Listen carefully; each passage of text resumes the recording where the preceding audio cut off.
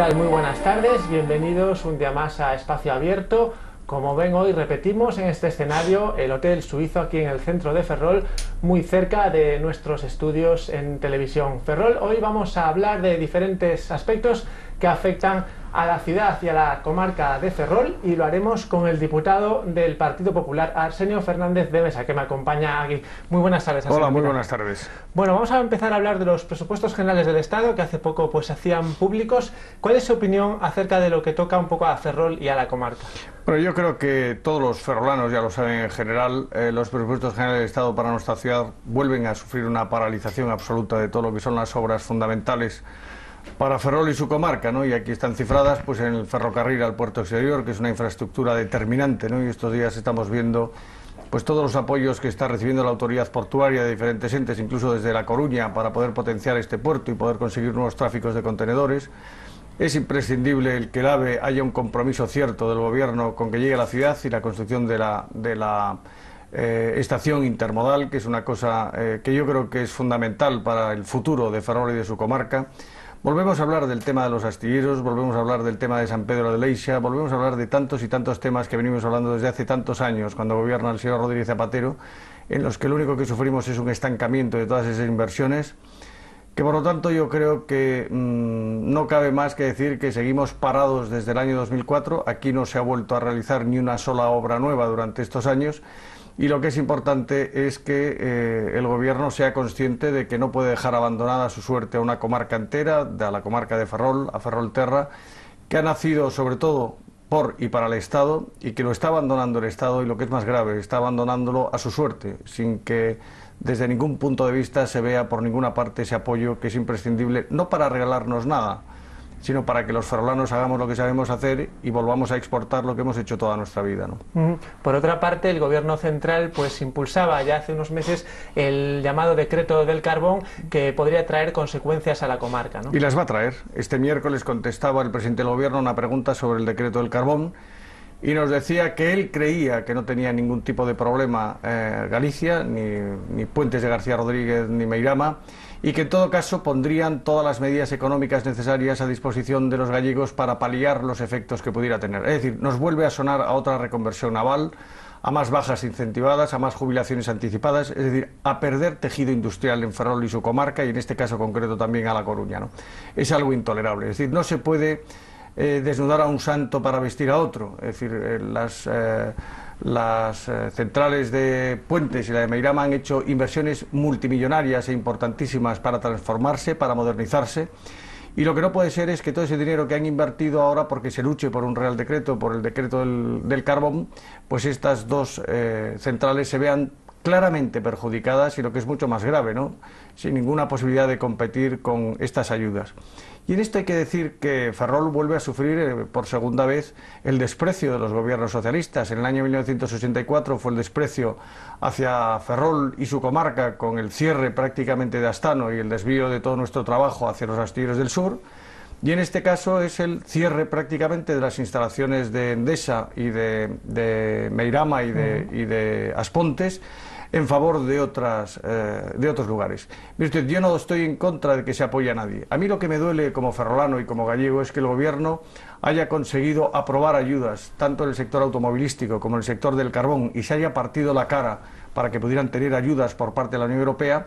Y cuando se trató de hablar de ayudas para la construcción naval, que no eran directas a la construcción naval, porque las ayudas del año 2000 no fue ninguna a la construcción de ningún barco en concreto, sino que era la reordenación del sector de astilleros en España, y lo que es más importante, pagar aquellas cuestiones a las que se había comprometido el gobierno con el Plan Estratégico de Competitividad del año 1995, aprobado por el último gobierno de Felipe González, siendo ministro de Industria el señor Irigaray.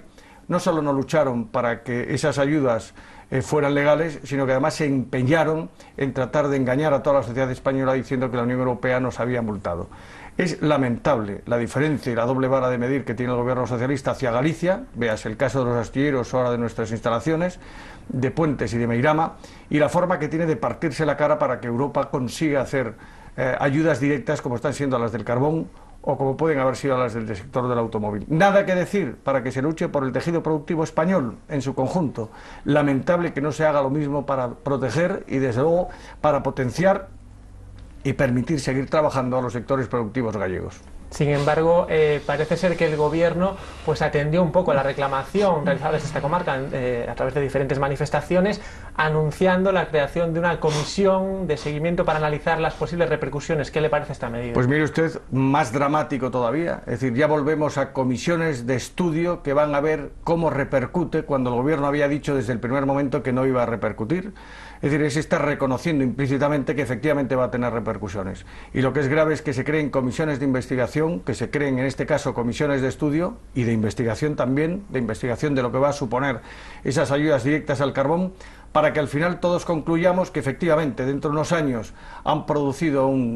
han desertizado más el tejido industrial de Ferrol y de su comarca, de As Pontes de García Rodríguez o de La Coruña, Meirama, y que lamentablemente hay que volver a bajas incentivadas, a jubilaciones anticipadas, y eso no lo podemos permitir los gallegos de ninguna de las maneras. Es decir, es una afrenta la que se está haciendo con Galicia, es una afrenta la que se está haciendo con Ferrol, y desde luego nosotros no podemos permitir que esto siga por ese mismo camino, ¿no? Hablamos un poco del futuro ahora porque estamos en una etapa de preelectoral, podríamos decir. Hay elecciones municipales, pero también hay autonómicas en algunas regiones. ¿De qué forma está usted implicado en estas elecciones? Bueno, yo estoy en un cargo de la Dirección Nacional del Partido como coordinador territorial nacional, ¿verdad? Y en este momento yo voy a coordinar lo que es la campaña de las elecciones catalanas, que empiezan en la noche del próximo día 11 y terminan el día 28 con la elección. Y en esas elecciones parece claro que el Partido Socialista va a sufrir un retroceso, parece claro que Convergencia y Unió va a ganar las elecciones, aunque no por mayoría absoluta, no hay ninguna encuesta que le dé mayoría absoluta. Parece claro que Esquerra Republicana, porque dicen todos los sondeos, va a bajar, Iniciativa per Catalunya e Izquierda Unida también van a bajar, y el Partido Popular va a repuntar, probablemente en este momento pues a niveles de los que tuvimos en el año 1995.